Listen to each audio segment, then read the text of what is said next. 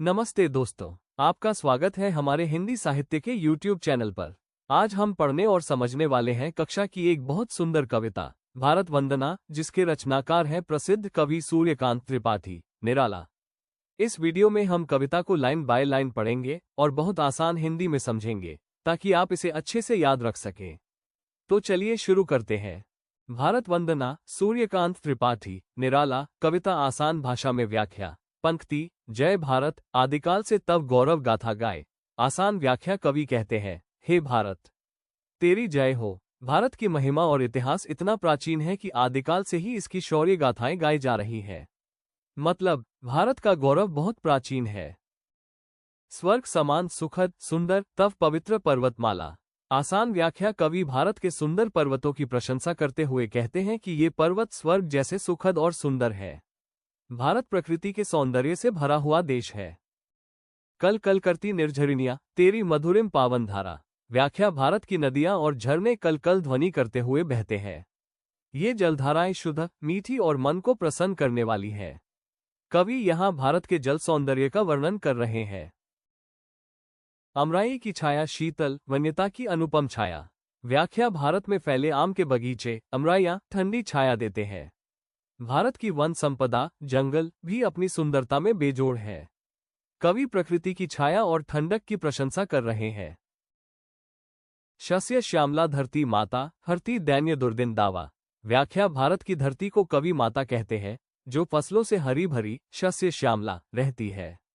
ये धरती अपने लोगों के कष्ट और दुख दूर करती है, क्योंकि यह सबको भोजन देती है। विचरित महर्षि मुनि, जिन पर जप तप योगाध्याय किया। आसान व्याख्या। भारत की इस पवित्र भूमि पर प्राचीन समय में महर्षि और मुनि तपस्या और योग का अभ्यास करते थे। देश की आध्यात्मिक परंपरा को दर्शाया गया है। खेले जिन पर छवि छिटकाए बाल रवि, बाल कृष्ण कन्हैया। व्याख्या। भारत की इस मिट्टी पर बाल रूप में भगवान राम और कृष्ण ने खेला था। कवि बताते हैं कि भारत सिर्फ प्राकृतिक सौंदर्य से सुंदर नहीं है, बल्कि धार्मिक और सांस्कृतिक रूप से भी अत्यंत पवित्र है वंद्य तुम्हारी महिमा जय भारत।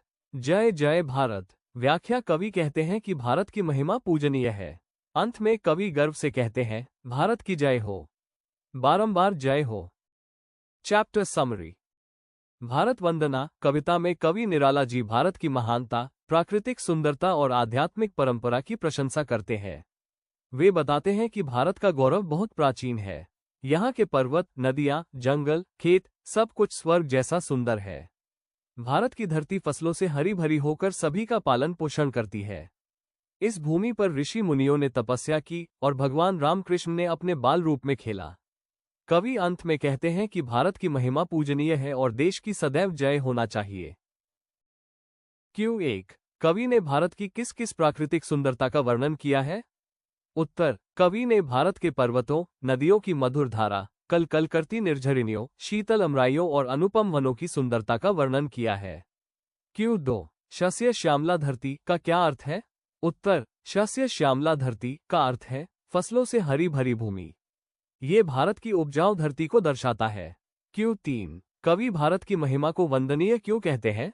उत्तर: क्योंकि भारत प्राकृतिक सुंदरता, आध्यात्मिकता, समृद्ध संस्कृति और गौरवपूर्ण इतिहास वाला महान देश है, इसलिए उसकी महिमा पूजनीय है। Q4। कविता में भारत की आध्यात्मिक परंपरा का वर्णन कैसे किया गया है?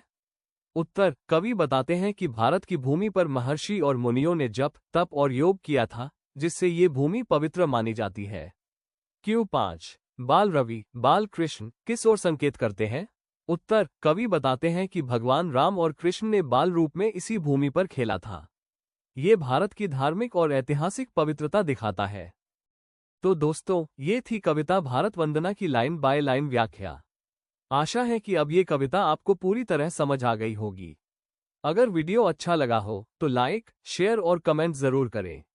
और हाँ, अगले वीडियो में हम इसी तरह की और भी कविताएं और अध्याय बहुत आसान भाषा में समझेंगे। धन्यवाद।